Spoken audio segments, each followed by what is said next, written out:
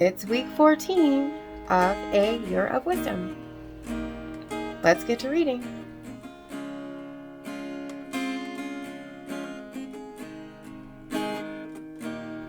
Day 93. Job 3.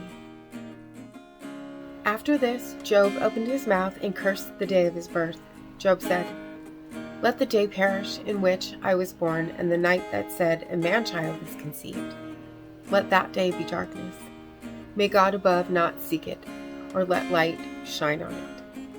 Let gloom and deep darkness claim it. Let clouds settle upon it. Let the blackness of the day terrify it. That night, let thick darkness seize it. Let it not rejoice among the days of the year. Let it not come into the number of months. Yes, let that night be barren. Let no joyful cry be heard in it. Let those curse it who curse the sea, those who are skilled to rouse up Leviathan. Let the stars of its dawn be dark. Let it hope for light, but have none. May it not see the eyelids of the morning, because it did not shut the doors of my mother's womb and hide trouble from my eyes. Why did I not die at birth, come forth from the womb and expire? Why were the knees there to receive me, or breasts to make me suck? Now I would be lying down and quiet. I would be asleep, then I would be at rest, with kings and counselors of the earth, who rebuild ruins for themselves, or with princes who have gold, who fill their houses with silver. Or why was I not buried like a stillborn child, like an infant that never sees the light? There the wicked cease from troubling, and there the weary are at rest. There the prisoners are at ease together. They do not hear the voice of the taskmaster. The small and the great are there, and the slaves are free from their masters. Why is light given to the one in misery, and life to the bitter in soul, who long for death, but it does not come, and dig for it more than for hidden treasures, who rejoice exceedingly and are glad when they find the grave? Why is light given to the one who cannot see the way, whom God has fenced in? For my sighing comes like my bread, and my groanings are poured out like water. Truly the thing that I fear comes upon me, and what I dread befalls me. I am not at ease, nor am I quiet. I have no rest, but trouble comes. Proverbs 3. My child, do not forget my teaching, but let your heart keep my commandments. For length of days and years of life and abundant welfare they will give you. Do not let loyalty and faithfulness forsake you. Bind them around your neck. Write them on the tablet of your heart, so you will find favor and good repute in the sight of God and of people. Trust in the Lord with all your heart, and do not rely on your own insight. In all your ways acknowledge him, and he will make straight your paths. Do not be wise in your own eyes. Fear the Lord and turn away from evil. It will be a healing for your flesh and a refreshment for your body. Honor the Lord with your substance and with the first fruits of all your produce. Then your barns will be filled with plenty, and your vats will be bursting with wine. My child, do not despise the Lord's discipline, or be weary of his reproof. For the Lord reproves the one he loves, as a father the son in whom he delights. Happy are those who find wisdom and those who get understanding. For her income is better than silver, and her revenue better than gold. She is more precious than jewels, and nothing you desire can compare with her. Long life is in her right hand. In her left hand are riches and honor. Her ways are ways of pleasantness, and all her paths are peace. She is a tree of life to those who lay hold of her. Those who hold her fast are called happy. The Lord by wisdom founded the earth. By understanding he established the heavens. By his knowledge the deeps broke open, and the clouds dropped down the dew.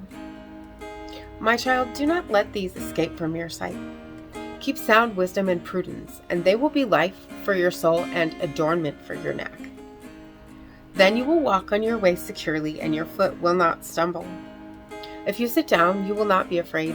When you lie down, your sleep will be sweet. Do not be afraid of sudden panic or of the storm that strikes the wicked, for the Lord will be your confidence and will keep your foot from being caught.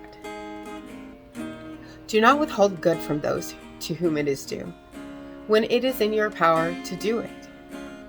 Do not say to your neighbor, "Go and come again, tomorrow I will give it," when you have it with you. Do not plan harm against your neighbor who lives trustingly beside you.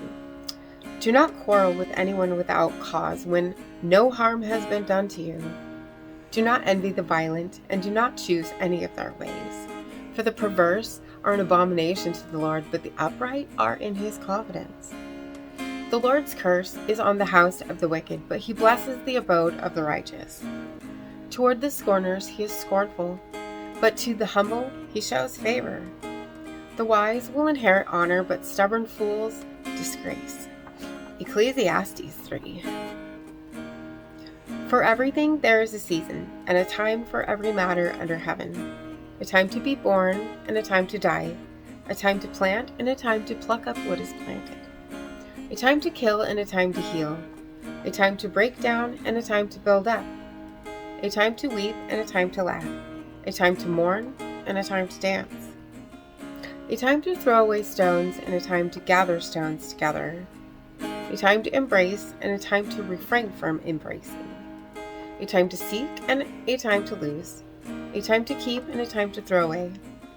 A time to tear, and a time to sow. A time to keep silence, and a time to speak. A time to love, and a time to hate.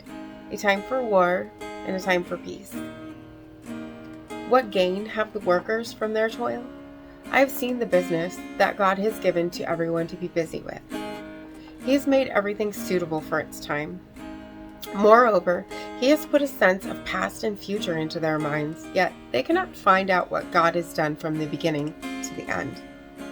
I know that there is nothing better for them than to be happy and enjoy themselves as long as they live.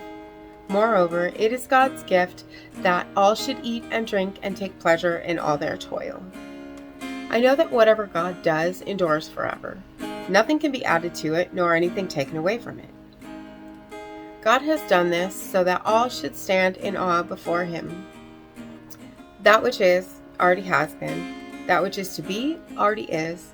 And God seeks out what has gone by. Moreover, I saw under the sun that in the place of justice, wickedness was there. And in the place of righteousness, wickedness was there as well. I said in my heart, God will judge the righteous and the wicked, for he has appointed a time for every matter and for every work. I said in my heart with regard to human beings that God is testing them to show that they are but animals. For the fate of humans and the fate of animals is the same. As one dies, so dies the other. They all have the same breath, and humans have no advantage over the animals. For all is vanity.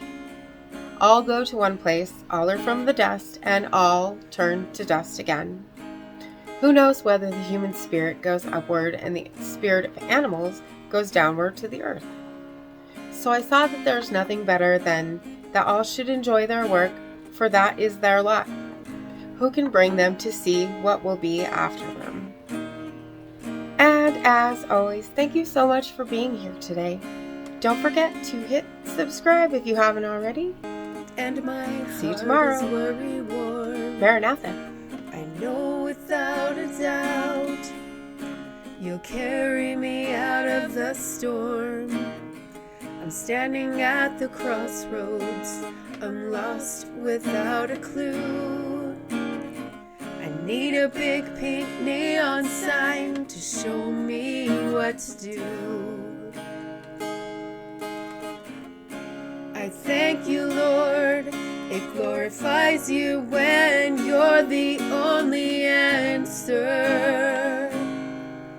I praise you, Lord, for holding what's too much for me.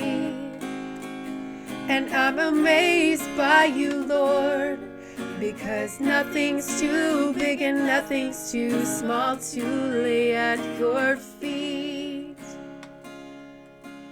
I want to thank you, Lord, for believing in